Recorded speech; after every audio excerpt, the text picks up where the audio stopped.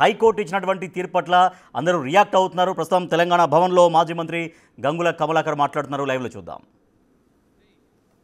కొట్టేసినప్పుడు జయలలిత గారు మళ్ళీ నేను సూటిగా ప్రజానికి చెప్తున్నాను, జయలలిత గారు ఆ రోజులంగా ఆలోచించి ఈ జీవోల ద్వారా కొట్టేస్తుంది, రాష్ట్ర ప్రభుత్వానికి అధికారం లేదు, ఈరోజు సుప్రీంకోర్టు డైరెక్షన్ ఉన్నది, జడ్జిమెంట్ ఉన్నది, కాబట్టి దీనికి ఎక్కడైతే మందు ఉన్నదో ఆ మందే కనుక్కుందని చెప్పేసి 1992లో మొత్తం అసెంబ్లీలో ఉన్న ఎమ్మెల్యేలు అందరినీ తీసుకొని జయలలిత ముఖ్యమంత్రి గారు, ఆమె టైపు రైటరు, ఆమె వంట మనిషి, ఆమె కూర్చునే సీటు, ఆమె పిఏలు దఫ్తర్లు మొత్తం తీసుకొని ఢిల్లీలో కూర్చుంది. ఎవరితోటి?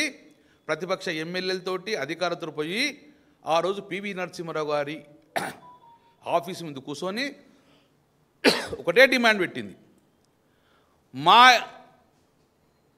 అసెంబ్లీలో తీర్మానం చేసుకున్నాము, న్యాయపరంగా మా కులగన చేసినాము, పివి నరసింహారావు గారు మాకు ఒకవేళ గిట్ట ఈ 42% ఈ యొక్క 69% మాకు బీసీ రిజర్వేషన్ ఇవ్వకపోతే నేను తమిళనాడు పోను, ఢిల్లీ పీఠం నుంచి కదలా, పివి నరసింహారావు గారు ఇంటి ముందు కూర్చుంటా అని చెప్పి భీష్మించుకో కూర్చుండే కాదు, వాళ్ళ మంత్రివర్గం మొత్తం అక్కడే ఉంది.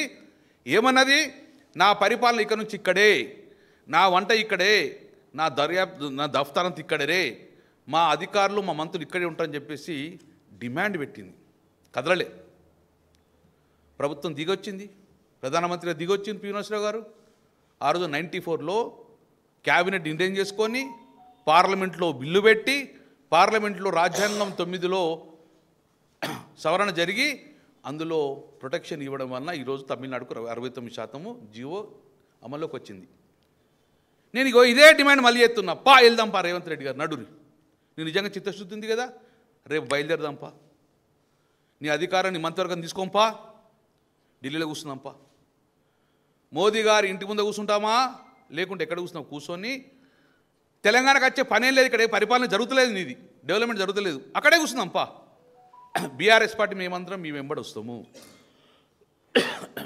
ఆమరణ నిరాహార దీక్ష చేస్తావా, పరిపాలన అక్కడి నుంచి చేస్తావా, కానీ పార్లమెంట్లో బిల్లు పెట్టాలంటే ప్రధానమంత్రి గారు ఆ క్యాబినెట్లో నిర్ణయం చేసుకున్న తర్వాతనే పార్లమెంట్కి పోతుంది.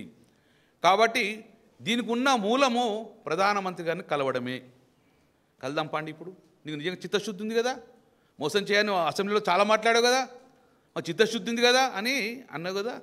ఆ రోజు నుంచి ఈరోజు నేను ఒక్కనే మాట్లాడుతున్నాం మేము అందరం మా పార్టీ పరంగా, ఇది చెల్లదు, ఇది రాజ్యాంగ పరంగా శాస్త్రీయ పరంగా పొమ్మని చెప్తున్నాం. ఇప్పుడు కూడా సోషల్ మీడియాలో మా ట్రోల్ అవుతుంది, మేమేం మాట్లాడినాం అదే. సో ఇప్పుడు క్లియర్ అయిపోయింది, జీవో ద్వారా 80% బీసీలో జరిగాయి. బీసీ రిజర్వేషన్ కావాలంటే 42% నోటిఫికేషన్ ఇచ్చిండ్రు. ఈ నోటిఫికేషన్ వెనక్కపోతే మాత్రం తీవ్ర పరిణామాలు ఉంటాయి.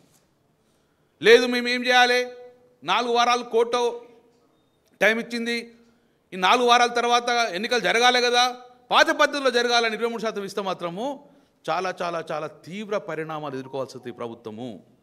మళ్ళీ చెప్తున్నాం, అన్యాయాన్ని భరించాం, ఈ అవమానాన్ని మేము భరించలేము. కాబట్టి డెఫినెట్గా 42% రిజర్వేషన్ అయ్యేదాకా మాకు ఎన్నికలు అవసరం లేవు. ఎన్నికలు ఇంకో సంవత్సరం పెడతావా 2 సంవత్సరాలు పెడతావా, కానీ చట్టపరంగా మాకు 42% ఇచ్చిన తర్వాతనే జ్యుడిషియల్గా ఇక్కడ న్యాయపరమైన చిక్కులు రాకుండా ఉండటానికి ప్రొటెక్షన్ తీసుకున్న తర్వాతనే ఎన్నికలకు ఉండి, ఎన్నికలకు తొందర లేదు. మీ కర్ణాటకలో 3 సంవత్సరాలు ఎన్నికలు పెట్టలే కదా, ఇక్కడ ఏం తొందర అండి అది. ఒకసారి మళ్ళీ మీరు పాత పద్ధతిలో 40% కాకుండా 23% రిజర్వేషన్ ఇస్తే ఇక జీవితంలో మళ్ళీ మా బీసీలు అనేది రిజర్వేషన్కు నోచుకోరు, మళ్ళీ సమాధి చేస్తారు. ఈ వాయిస్ను మొత్తాన్ని కూడా ఇంక డిమాండ్ను సమాధి చేసే ఆలోచనలో ఉన్నారు.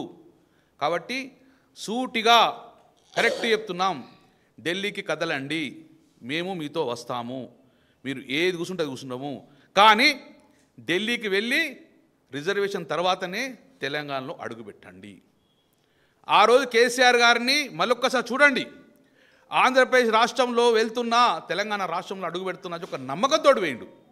మీకు నమ్మకం లేదా? అదే స్టేట్మెంట్ ఇవ్వండి ఇప్పుడు.